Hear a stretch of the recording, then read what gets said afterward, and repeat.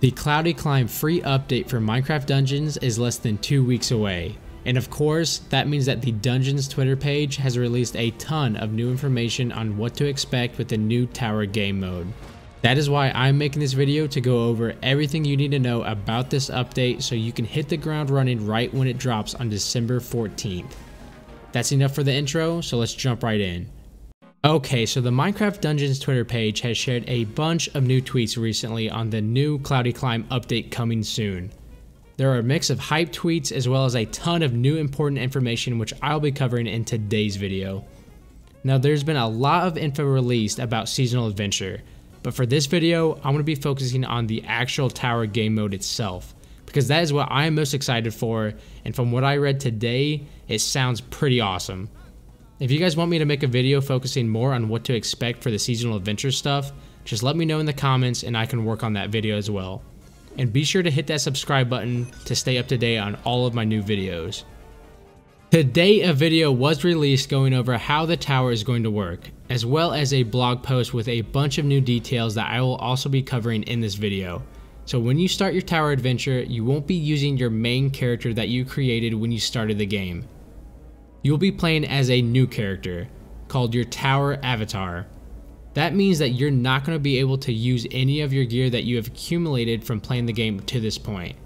This is something I did not expect at all for this game mode, but after thinking about it for a little, I'm actually glad they decided to do this.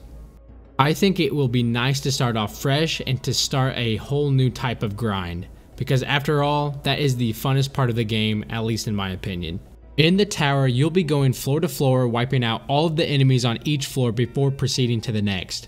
There will be different difficulties to choose from, and there will be bosses and mini bosses on the floors to spice things up, which I will go over in more detail later in the video.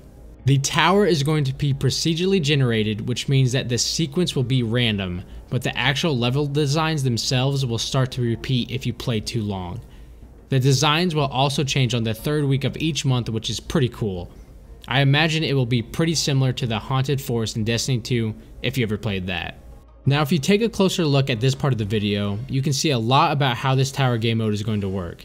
Right off the bat, in the top left corner, you can see next floor 5 out of 30. That tells us that there's going to be at least 30 floors to this tower. I was kind of hoping that the tower would be endless and that you can keep going until you fail, but that is probably something that is pretty difficult to code into a game. Then it says the higher you climb, the better gear you will receive. The difficulty of the enemies increases the higher you go up in the tower. In the middle, it shows the available rewards that this person got from completing the 5th floor. Now, if you look at the character to the left, you can see that he really doesn't have a whole lot on them. They have some mediocre gear and no artifacts at all. And all of the power levels are super low as well. It looks like you're not going to be getting a whole lot of gear as you play. In fact, if you look at the top bullet point in the middle of the screen, it says to only choose one item to equip.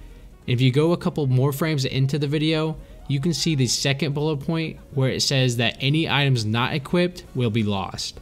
That means that you are going to have to make hard decisions on what you choose to keep. And those decisions will have a huge impact on your tower run moving forward. I kinda wish the mobs within the floors drop gear, because I love that feeling when you randomly get an awesome drop. But I feel like I could get used to this picking and choosing system. And then, like I said earlier, the levels will start to look familiar after a while of playing it. Towards the end of the video, they show these weird looking characters we haven't seen before. They look weird, but they don't look like enemies.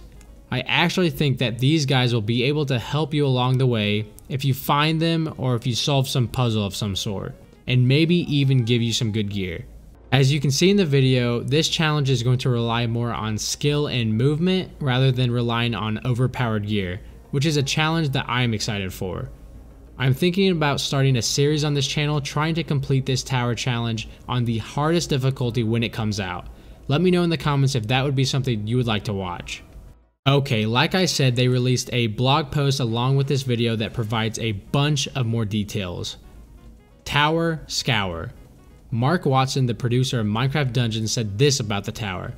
The tower is a series of spatially unlikely locations stuffed into one mysterious structure. On one floor, you might find yourself battling up a staircase, but on another, you stumble across a lake with a boat.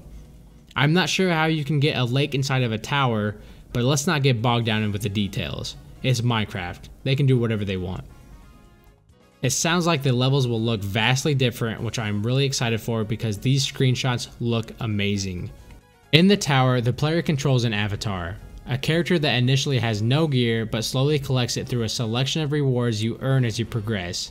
The tower itself has more than 30 different floors, with each one harder than the previous one, and the goal is to make it up as high as you possibly can. The tower is home to both familiar mobs and bosses from Minecraft Dungeons, but also a few new foes as well. For example, one mob you might encounter is the Tower Wraith, a version of the normal Wraith dressed in tower-specific garb and armed with a new and dangerous poison attack.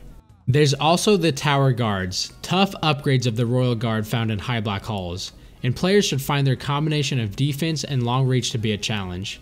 Not all tower inhabitants are nasty though. Some of them will help you along your way by modifying the gear that you collect. You can increase the power of it, upgrade it to a unique variant, or gild it. These must be the weird looking guys that we saw in the video. Players who participate in the tower runs will earn both a hefty portion of adventure points as well as a nice reward. However, this reward is different from the temporary rewards your avatar can earn, Mark explains. A player on a tower run can get items for that tower run after defeating mobs on a floor. They'll also get an enchantment point to spend. Then they can select from a number of items or even an additional enchantment point. These items and upgrades are temporary and just for the tower, but the reward that you can earn through a successful run is permanent and yours to keep. So that means you'll be able to get some good gear for your actual character in the game, and I'm expecting it to be some pretty good gear. As long as a player has defeated at least one boss during a tower run, they are eligible to earn a reward upon that run's failure or success. Defeating 2 bosses will generate an additional choice for the reward, as will the 3rd boss. So, defeating all 3 bosses and completing the run will give you a reward item, but you'll have 3 total rewards to choose from. That means you will only be getting 1 reward, but the more bosses you defeat, the more choices you have for that 1 reward. Rewards are not only the ones that come in threes. Similar to the main game, you can choose from 3 difficulties, but you won't select a specific difficulty number like within a normal mission. 6 of Cloudy Climb's 10 new achievements/trophies are tower based, which should prove to be a nice carrot for those looking for a challenge. Add to it the fact that the tower's interior will change every 3rd week, which gives you a limited window to master its current layout. Again, I'm really excited that they're actually going to be able to change the inside of the tower, even if it is every 3 weeks. It then goes on to say, naturally we're going to reward players for performing well, but we'll also reward players who thoroughly explore the new space in search of secrets. That means that you should be exploring every part of the level if you want to get all of the rewards. Essentially, you're choosing between a somewhat easy experience, a medium difficulty experience, and the fight of your life. Also, players who complete the tower on the highest difficulty might find that their available rewards include a powerful gilded version of the item. This new tower game mode sounds like it will be an awesome new addition to the game, and the best part is that it is free, which means that everyone will be able to enjoy this new content. Leave a like on this video if you are pumped for this new content to be released in the next few days. That's all I have for today's video. Be sure to leave a like so other people can find this video as well. Subscribe to my channel if you want to see more videos like this one, and thanks for watching. Thanks, and I'll see you in the next video.